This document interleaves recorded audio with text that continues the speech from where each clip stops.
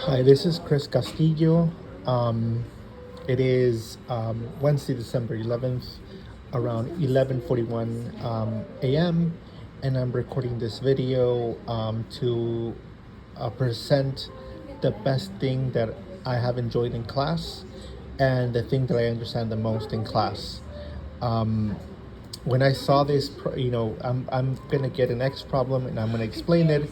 Um, as my way to actually present what I have understood the most.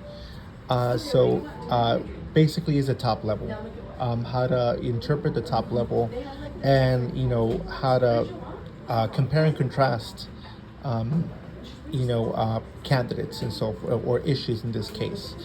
Um, so in this case, we have 5 voters deciding among 6 candidates, A, B, C, D, E, and E, and F. And what we're supposed to do in this game is actually compare each letter head to head, and then build a diagram of how each candidate fare against the other.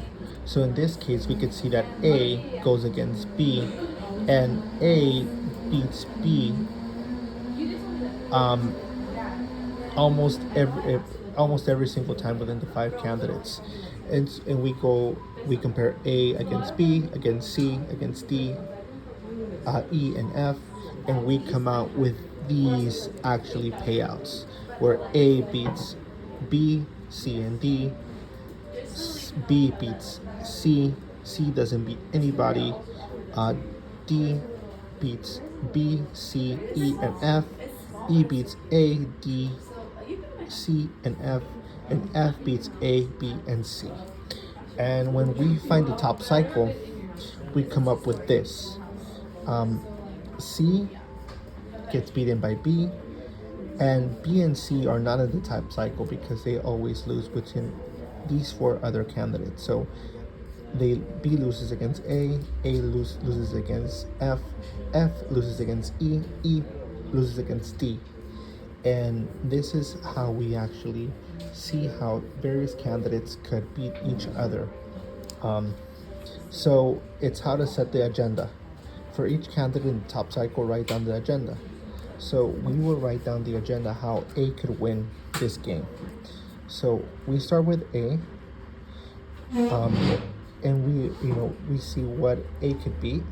In this case, it could be D. D could be E. E could be F, and F could be B and C. And this is how we set the agenda in order A to win. For D to win, we set it up D, E, F, A, B, and C. So C, B, A gets beaten by F gets beaten by E, and E gets beaten by D, which is what we need. For F to win, we need to start with C. C gets beaten by everybody, so B beats C, and then B gets beaten by E. In this case, we have to start at E, so E could get beaten by D, and D could get beaten by A, and A gets beaten by F as the last resort, as the last as the last step. Now with E, how we make E as the winner in this game. So we start by C and B. This is like a given. Then we start at D. D gets beaten by A gets beaten by F, and F gets beaten by E. And that's how we eliminate every other option for F to win. In section C, they're actually asking us, say that voter 5 convinces one of the 6 candidates to drop out. By convincing the candidate to drop out, voter 5 guarantees that their most preferred candidate wins the agenda. For them, their last choice is A, and there's no way E could win if candidate D because it's in the race. So D would beat E and F. Candidate A is needed to eliminate by candidate D. So voter 5 would try to convince candidate D, which is here, to drop out. By this, they guarantee that E wins this game. Now in section D, the voter 1, which is this one here, can convince one of the 6 candidates to drop out. By convincing one candidate to drop out, the voter one guarantees their most preferred candidate to win.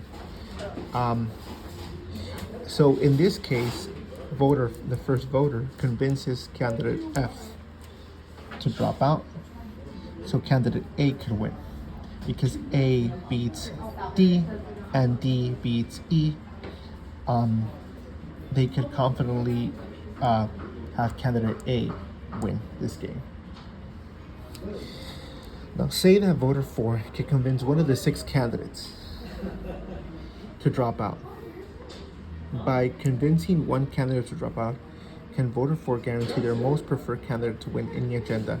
If so, which candidate should voter 4 convince to drop out? So these are the preferences for voter 4.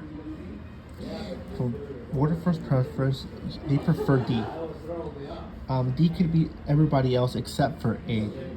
Convincing candidate A to drop out will guarantee D to win in this particular game.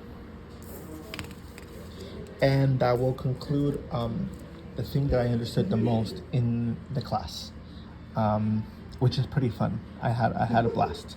Thank you very much. Bye.